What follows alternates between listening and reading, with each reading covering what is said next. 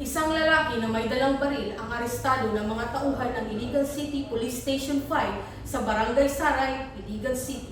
Bandang alas 2 ng hapon nang makatanggap ng tawag ang istasyon mula sa Mobile Patrol Delta 5 sa radyo ng nasabing barangay patungkol sa isang lalaking may dalang baril na nanunutok sa mga taong nasa di malamang dahilan. 24 at around 2:15 in the afternoon, the station received a radio call from the Mobile Patrol 5 informing this station about a male factor having in his possession a firearm, particularly at Purok 5, Barangay Saray, Iligan City.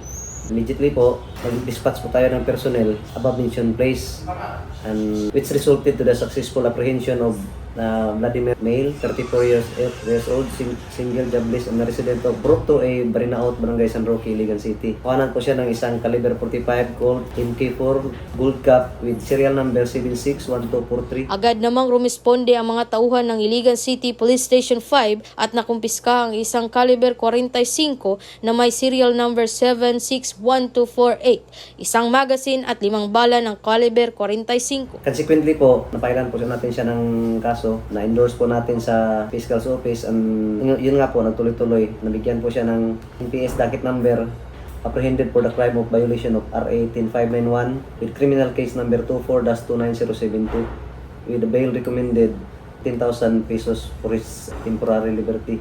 And as of now po, yung suspect natin andun po sa Iligan City Reformatory Center sa BJMP, Tipano, Iligan City. Na-commit noong February 27 po.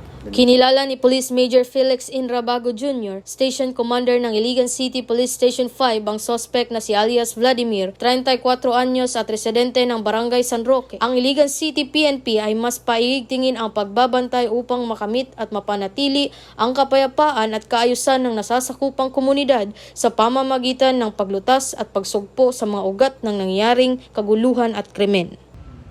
Mula dito sa Iligan City Police Station 5, ako ang inyong Police News Network Correspondent, Patrolwoman Danasa Verdos, alagad ng batas, taga-taguyod, ang Balitang Pulis.